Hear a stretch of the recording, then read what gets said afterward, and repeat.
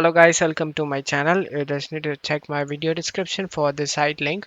Just scroll down and go to files. And under main files, you can able to see two mods. One is camera shake intensity and a hit stop beyond begone.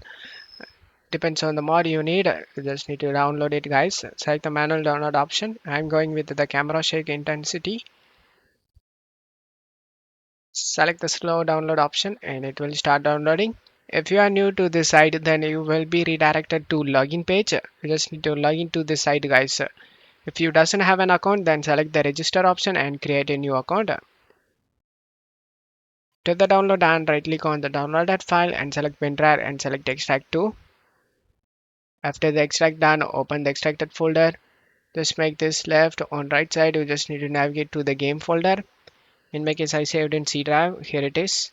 After you are in the game folder, you just need to open the SHF folder, content folder, and packs folder, mods folder, and just drag and drop these mods inside. And then just close off here and enjoy the mod, guys.